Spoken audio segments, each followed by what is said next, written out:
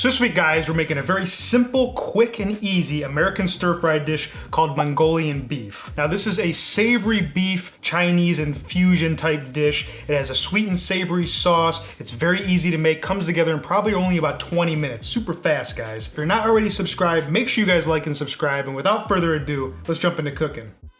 Okay, so Mongolian beef. So now we did a version of this earlier in the week for TikTok. This is the long form version for you guys, so I can go a little more in depth. Now the cut of meat that we're gonna use today is a sirloin steak. The one I have here is kind of like the end of the sirloin, so it's kind of a little mangled. I think it's gonna be perfect to use for a stir fry. If you don't wanna use a sirloin, you can use a skirt steak, you can use a flank steak. Really any cut of beef that you want will be fine because we're gonna velvet it and make it nice and super tender. Now, with the velveting process, we need a little bit of cornstarch, a little bit of baking soda, a pinch of sugar, a little soy sauce and oil. And then for the stir fry element, we need a little bit of oil to get it going. We have some soy sauce, dark and light soy sauce. Dark soy sauce is optional. It's mostly for color and add just a little extra punch of soy flavor. We have some Shaoxing wine. It's gonna add a little bit of acidity to the dish. We also have some stock, some green onion, which I separated the whites of the green onion and the tops of the green onion. We're gonna add them at different times, as well as we have a yellow onion, some ginger and garlic, and then sugar. It's a very simple recipe, guys. Super fast, comes together in probably about 20 minutes or so. So the first thing we're gonna do is we're gonna start by slicing this beef nice and thin, and we're gonna velvet it to make it tender. Okay, so what we have to do actually is we have to cut this into about a 1/4 inch to an 1/8 inch thick slices. We want them to be kind of thin. Now,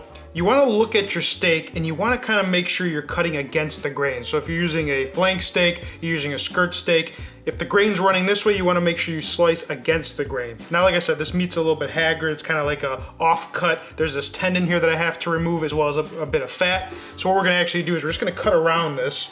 And you actually can save this fat. So you can actually render this down and it'll be some good cooking oil. So we're going to save that. Now, since there's a big tendon right here, I'm gonna cut around this. And that's why I believe this steak in particular is good for stir fry, because it wouldn't be good to eat this if you were just to grill it as a steak. It's good if to cut it off and then cut it into small pieces that you're gonna stir fry. And all we're gonna do is simply cut this into very thin strips. Like I said before, about 1/8 of an inch to a 1/4 inch in thickness. So now, if your knife is not super sharp, what you can actually do is freeze this for about 20 minutes or so to get it kind of hard, and then you'll be able to slice it nice and thin. Since I have a nice sharp knife, I can slice it while it's thawed. But if you're having trouble where your knives aren't super sharp, or you're not confident to cut it about 1/8 of an inch to a 1/4 inch thick, just go ahead and pop this in the freezer for about 20 minutes before you slice it. So now that's what we're looking for, a very nice thin piece of meat cut against the grain. It's gonna be nice and super tender. And also, if the cut of meat that you're using, like a flank steak, is not known to be super tender, the next step is actually gonna get this meat nice and tender, so you're not gonna have to worry about it. So now we're gonna place this beef in a large bowl. Just kind of spread it out a little bit. We're gonna add a little bit of a neutral oil, about a teaspoon or so. This is about a teaspoon or 2 of some cornstarch, about 1/4 teaspoon to a 1/2 teaspoon of baking soda. We're gonna add a nice big pinch of sugar.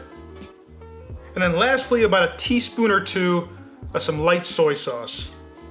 Now, I know I've mentioned this before on the channel. Velveting is a process that's going to allow this beef to get super tender. The baking soda, the cornstarch in here, actually increases the pH on the surface of the meat, which allows it to stay nice and super juicy. So you can take cuts of meat that are relatively not tender, or kind of a little bit tough, and you can make them super tender by doing this process. So now what we're gonna let this hang out for probably around 15 minutes while we get our pan nice and hot.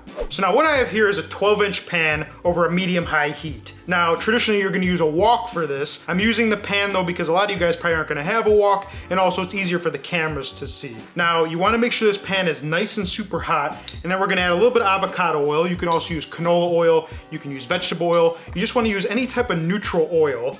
And we're just gonna kind of coat the bottom of the pan with like about a tablespoon. So now we're gonna go ahead and add our beef.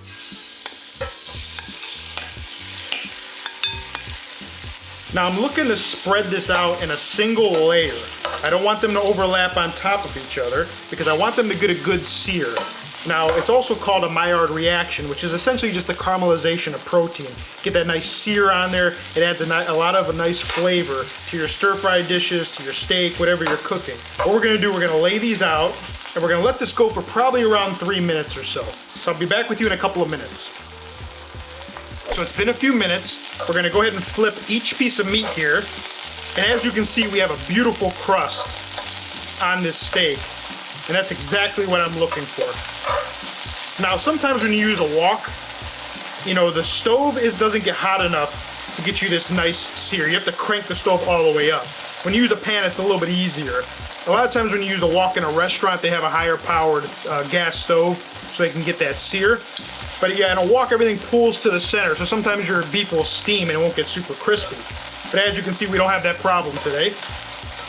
Now we're only gonna let this go for another minute on this side. Since this beef is super thin, they're not gonna take long to cook. So now we're gonna reduce our heat to medium-low, and we're gonna go ahead and remove our beef. Now some people will cook this beef with the onions and everything like that all together. I like to do it in stages because we wanna build flavor. The more moisture you add, the less flavor you're gonna get because everything's just gonna steam. So if you add onions in here, onions have water, so the beef's not gonna get super crispy like that. So that's why I like to do it in stages. Now we're gonna add our onion, as well as the whites of the green onion. And then we're gonna season with black pepper. And then just a touch more oil. I'm gonna turn my heat up just a little bit. So now the thing with stir-fried veggies is you want them to have a little bit of snap. You don't want them to go completely soft. So really we're just looking to put some color on these onions, let them go for just about a minute or two. They don't have to go long at all. So now this is gonna go fast. We're gonna go ahead and add the beef back. We're gonna add in our garlic, our minced ginger, about a teaspoon each. Give that a stir for about 30 seconds, just until you smell that ginger and garlic. Then we're gonna hit it with about 2 tablespoons of Shaoxing wine. Like I said, it's gonna add some nice acidity. We're gonna add in about 1/3 cup of sugar. I like to do this to taste. Sometimes I use 1/4 cup, it just all depends. We're gonna add about 1/4 cup of soy sauce. You don't gotta measure, don't worry, you're gonna taste it after. And then just a couple teaspoons of dark soy sauce for color, that is optional. We're gonna give that a stir to allow that sugar to dissolve into our sauce. And I'm also gonna add a few tablespoons, maybe 3 to 4 tablespoons of some stock. So now we're gonna bring this to a simmer and I'm gonna add a splash of cornstarch slurry. Now the sauce isn't meant to be super thick, but I do want it a little bit thicker so that it grips the beef. And that was about maybe a 1/2 teaspoon of cornstarch mixed with about a teaspoon of cold water. And it should just thicken up this sauce ever so slightly. So now we're gonna turn down the heat, and I'm just gonna taste this. See, and as you can see here, it is coating the spoon. That's what I want, a nice thin sauce like this. Let's go ahead and give it a taste. Make sure it has enough sugar, enough soy sauce. That tastes absolutely delicious, guys. I think it's perfect. So now we're just gonna finish this with the tops of the green onion. These onions cook super fast. You know, the residual heat from the sauce will cook them and soften them. So now I've had some jasmine rice cooking over here, and now what we're gonna do, we're gonna go ahead and serve this up. So now what I like to do with the jasmine rice or any type of white rice, I like to put it in like a little cappuccino cup because it allows me to get like a little rice dome like that. It looks very good on the plate. So now we're just gonna go ahead and serve this. Look how beautiful that meat looks. It comes together so, I mean, that stir fry, what, it's like 10 minutes? It's super fast, guys. And there it is, guys. That's our Mongolian beef recipe. Let's go ahead and give it a try. I'm gonna say it again. This recipe is a 10 out of 10. It's phenomenal. Our beef is super tender. Velveting it does miracles for cuts of meat that are kind of tough. It's got a lot of nice sweetness, it's got a ton of umami. That little bit of acidity really balances it out. Now, if you don't have the Shaoxing wine, you have to get it at the Asian market. You could use a little bit of dry sherry. If you don't want to have any alcohol, a little bit of rice wine vinegar or some lime juice, but you definitely need some acidity in this. Our vegetables, they still have a little bit of snap. Obviously, this has been sitting here for a little bit, so they've wilted down because of the heat, but if you eat this right out of the pan, they will still have some snap to them. The white rice, I didn't do anything special. We didn't boil this in some chicken stock, just plain old water. I like it to be bland because the sauce is very rich, so I like to have the rice offset the richness of the sauce with something that's a little bit more neutral flavored. Our beef has a beautiful crust on there. Please do not skip that. You want to make sure you get that good crust or that good Maillard reaction on your beef because it makes a world of difference in the formation of flavor for your sauce and also the texture of your beef. Anyways, guys, I hope you guys enjoyed this recipe. If you learned something, please give me a like, subscribe, and I'll see you in the next video. Peace.